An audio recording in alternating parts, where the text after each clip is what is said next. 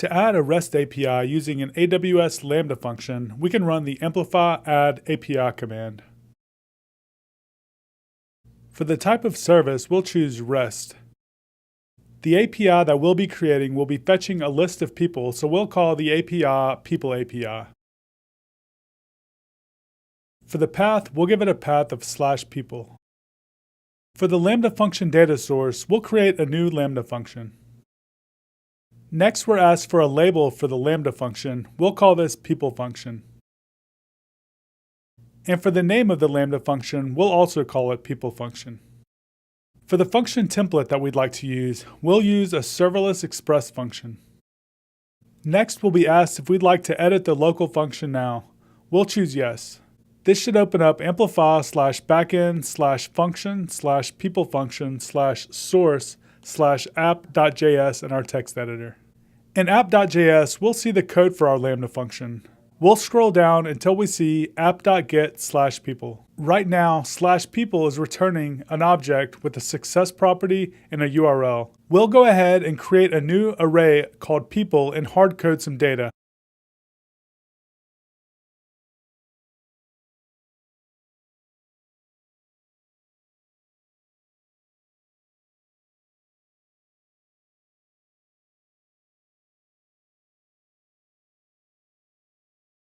Next, we'll update the response to return the array of people. Next, save this file and jump back to the command line. We're next asked if we'd like to restrict API access. Since we have authentication enabled, we'll choose yes. For access, we'll give authenticated users only access. And for the type of access, we'll choose read. With the local configuration created, we can run amplify push to push the new configuration to our account and create the resources.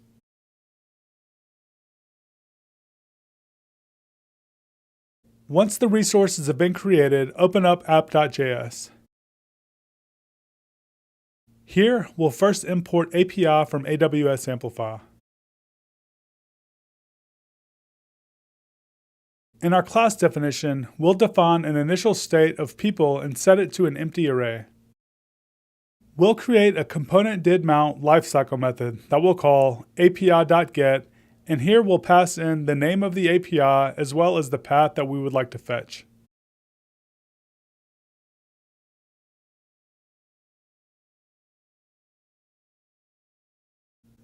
The data returned from the API will be an object with an array of people. When the data is returned from the API, we'll call this.setState, setting the value of people to data.people.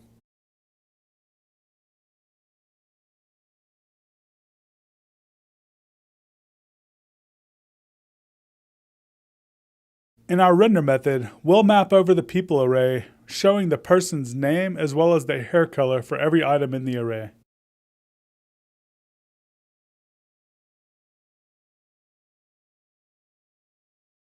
Now we'll save the file and we'll run npm start to launch the app.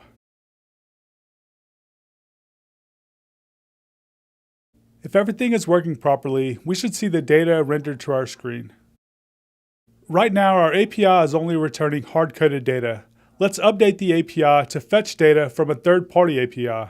To do so, we're going to need to install the Axios package to send HTTP requests. Change into amplify/backend/function/people function/source. From within this directory, we'll go ahead and install the Axios package.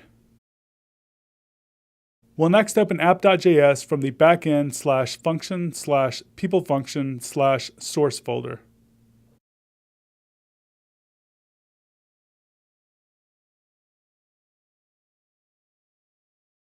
Here, we'll first require Axios from the Axios package.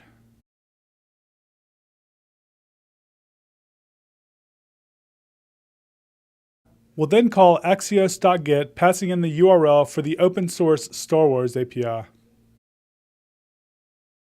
Axios will return a promise, so we'll set a .then and a .catch function. If there is an error, we'll return a JSON object containing an error property and setting people to null.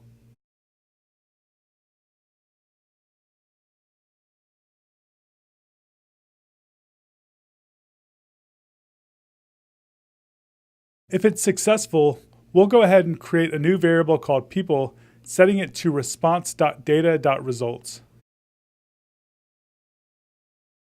We'll then return a JSON object with an error property set to null along with the people array.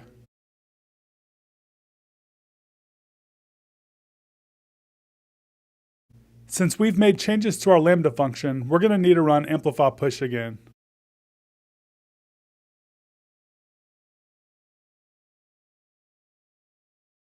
Once the resources have been updated in your account, we'll run npm start to restart the React app.